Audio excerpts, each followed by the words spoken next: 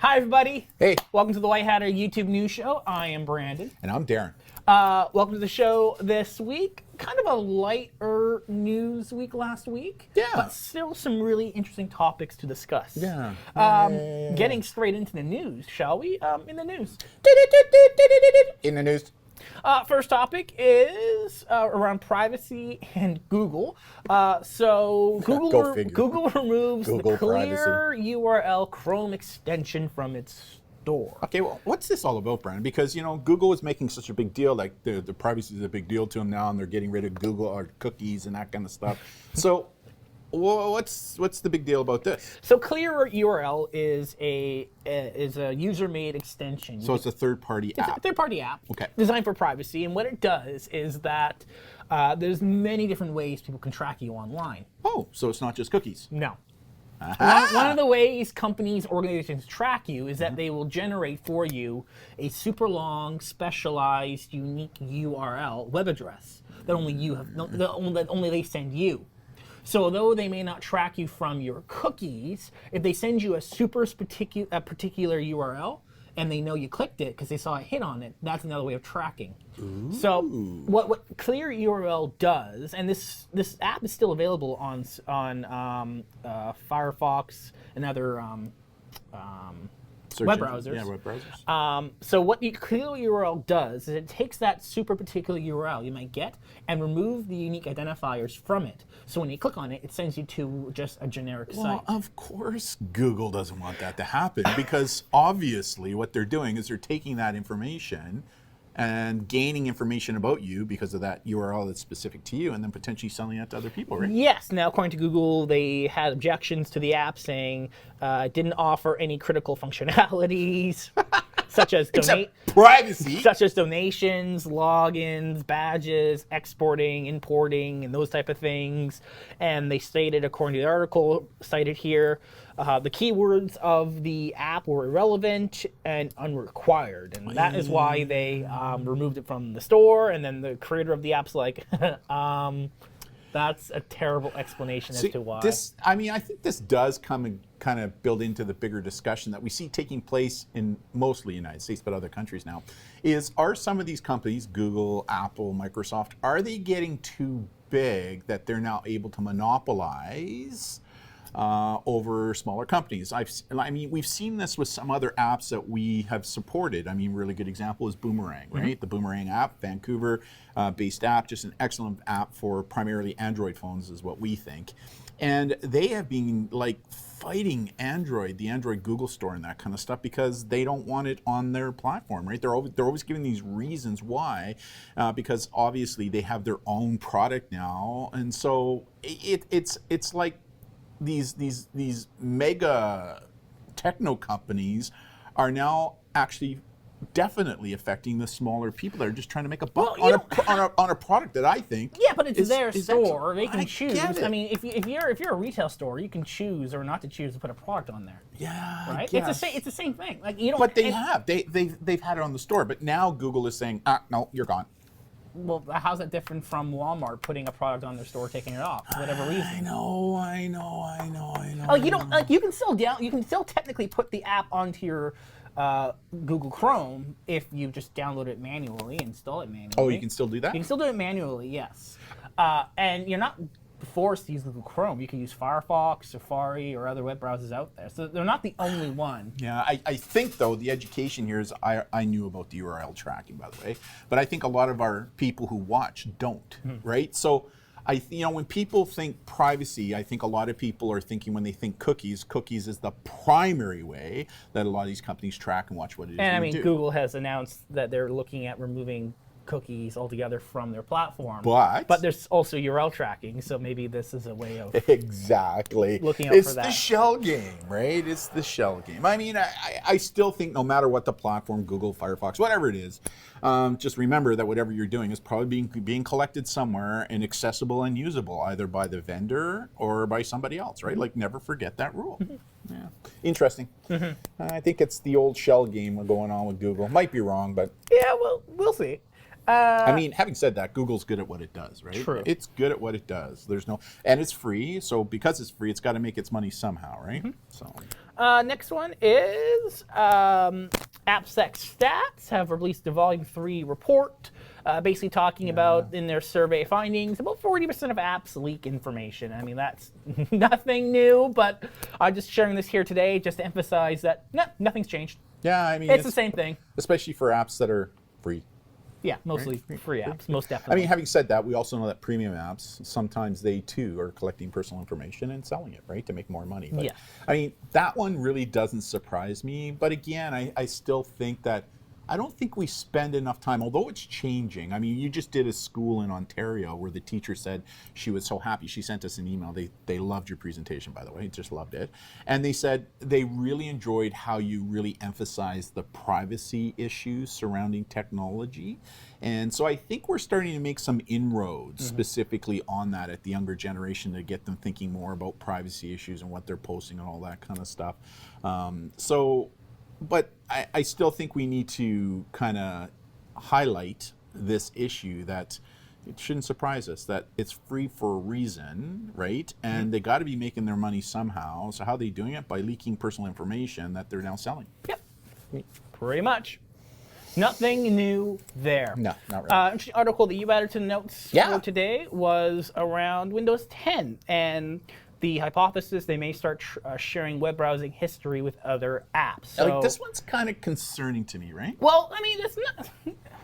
I mean, No? it's just the same old story, right? Is it? Well, I mean, it's a good example. So the backstory of this one is in Windows 10 right now, there's a little toggle that says, sharing your web browser history with other apps. Now, it's not fully actualized yet. But what's interesting is that the question is, if you enable that and if it becomes enabled, what data does it share? What apps have access to that data? So the thought process here is it will share the data with the Cortana voice-activated assistant, the search functionality, in order to help you better navigate and get information you want. See, I do think that this is a really good example of why it should be on by default, right? Like, turn on the filter by default, right? If you don't want it on and you want to share your information with other apps, then you should turn it on. Am I saying that right? Like, it should be on by default to prevent them from collecting and sharing. I think it's more opt-in, so it would be turn it off. Right. That's what I mean. Right. Like that's a good way. Yeah. It should be opt-in, right? That should be the default, is opting in, because again, how many people actually read this stuff? Not a lot. Right? A lot of times it's too long, too convoluted, too legal mumble jumble and a lot of times you need a magnifying glass to read the fine print of these bloody things. But I mean, if they're going to do it, because it makes sense. If they what's their home product, like Alexa? What's it called again? They have Cortana. Yeah, Cortana. Like, if you have a Cortana and you want to use it, well then opt into it, right? Like, rather than having it on by default, opt into it, right? Yeah, I mean, it's really no different than. Something just doesn't feel It's right. no different than installing apps on your web browser that ask to access your web history.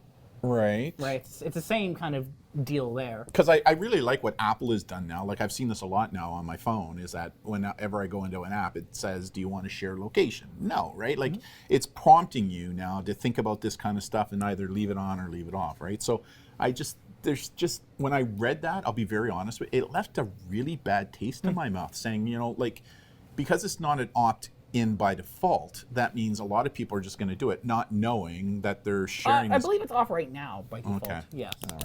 All right. Is what was highlighted. It's a matter of, now that the feature is more there in terms of how Windows may then further develop that. Yeah, it's tough being a privacy hawk sometimes, right? It really is, because, I mean, these companies, it appears to me, they're kind of, that's the shell game again, right? We'll get rid of cookies to make it look good, but we're still doing URL tracking, and we won't tell you about that. We won't really talk until it starts to blow up a little bit more, and then maybe we'll look at that issue, right? Yep. So, but anyways.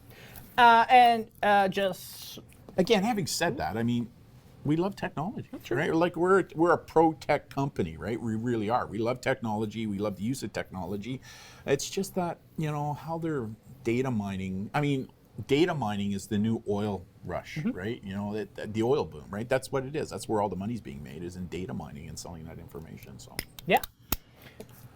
Just announcement that Apple has sent an update patch for Apple devices, iOS devices, and typically, usually the new iOS platform automatically updates things for you. But if not, just make sure you're There it is right there. Update 14.4.2. Yes, that is the update that needs to happen because apparently there were some exploitations that were occurring. Again, this kind of highlights the fact I was again on another forum. You know, I spend a lot of time online doing research and that kind of stuff. Well, you're doing all the school stuff. I'm doing some other stuff, and there's still people out there saying I don't need to worry about malware on my Mac, right? And it's like, oh my God, people, like we've got to get away from that way of thinking. I mean, the likelihood of a malware getting on your mobile system is extremely rare. It's rare, but I mean, as identified by Apple, there was an exploit being utilized in the wild, so that's why they updated a fix. So just make sure it's updated, just for all the. Although that being said, you know, iPhone 6s now is no longer supported, so. People who are still holding on to that phone, unfortunately, you're not getting the updates, and your phone is at big risk. Which now forces you to buy a new phone. I mean, it's all a part of the marketing ploy, right? It's kind of like, I think last week or the week before we did the show where manufacturers like Apple and Android are making it harder for third-party vendors to come in and fix a screen now, knowing that, well, if you can't do it, now you have to buy a new phone, or you're stuck getting a new phone. So, yeah, as you know, I'm an Apple fanboy, right? I love my Apple, right? Any word on when their new, are they having a new reveal soon or anything like that? To be determined. Oh. Yeah. All right. Because I've been reading things about maybe there's a new iWatch coming out, maybe a new iMac coming out and stuff. So they're also, they're talking about new Apple VR glasses too, eh? That'd be kind of cool, right? Yeah, it's a matter if they can actually make them stylish and compared to all the other ones who have failed. I don't care if I look like a geek. Just put them on, right? Don't you remember the Google ones that came out? That was just bizarre. They looked like, it reminded the old Google glasses. They kind of reminded me of the old days where you have jewelers that have these, they look like glasses, they go on the frame, and then they have the little monocular, the magnifier, right? So you can look at diamonds and so, rubies I mean, as long as it doesn't become another Google Glass, I think you're fine. Well, looking at some of the hypothesized prototypes, I mean, they look like regular glasses, right? Yeah, they would have to. It's like, wow. They would have to. Otherwise, they wouldn't be. I mean, it's getting like the Terminator movie, right? Where you're just looking around and you're seeing things, and I mean, it's very interesting, right? Mm-hmm. It's too bad I'm a boomer and I'm gonna die soon. You keep wanting to bury me anyways. But, I mean, it's gonna be so cool to see. I mean, just in 10 years to see how we've progressed to where we are with technology, what the next 10 years is going to look like. I mean, maybe you'll be able, upon my death, to take my brain. Not this again, no. No. And download it into like a artificial life form. So I'm still here in presence, but not body. No, next article. Next article. Last story for today is interesting opinion piece from CNN Business talking about people sharing their vaccine cards on social media. I've seen this. It's like it's all over TikTok, Instagram. I'm seeing it now. Like, I'm looking at this going, are you guys freaking nuts? Well, like, there's a lot of personal information.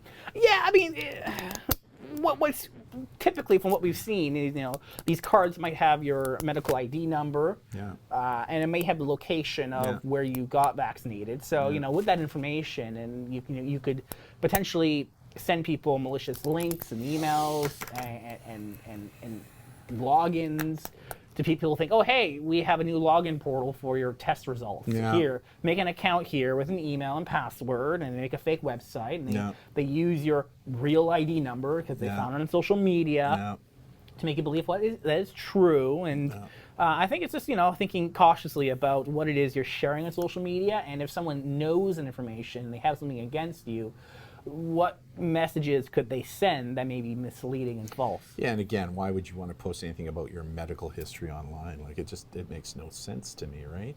And anyways, I think it's different, saying that you've been vaccinated, or even getting a video of it going into your arm. The big controversy now, needle going into your arm. I can't wait. No. and that I will probably faint, but I will still do it when it happens. I know you will, but I want to be there when it happens, just so I can catch. I want to capture it on video so we can play it on the show. I think we should do a big production on it. Given on how our province is actually rolling it out, I'll be the last one to be vaccinated. I don't think so. I think we're going to be vaccinated before the end of summer. Yeah, but I'll be the last one. Yeah, I know. Because it's the old people who get it first, and then so it's because we're most at risk. Exactly. Right, the boomers. I'll be. So hopefully by then they'll have like a nasal spray. That'll be nice. I don't do well with needles. Just letting you all know that. I mean, when it's my time to get vaccinated, I will do it. Okay, but here's the faint. other part of that story.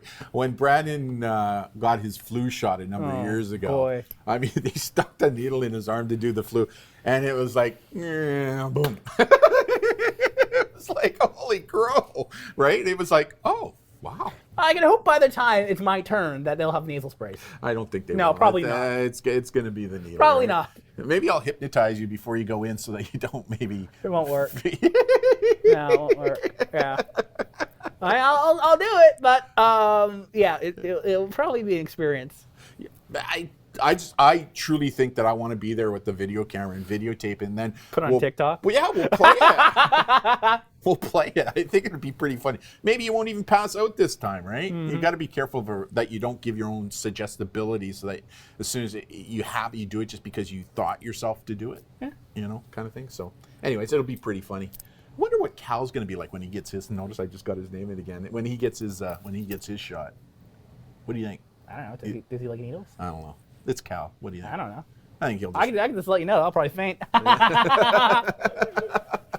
It'll be pretty funny. You're right. Slower week this week, which was interesting. I am waiting for the new Apple event, though, because I am kind of interested in new iMac, especially for what it is that you do here in the studio, right? Yeah, our editing equipment's all Mac-based. Yeah, kind of cool. So, yeah, interesting week for sure. So, anyways, what do you think?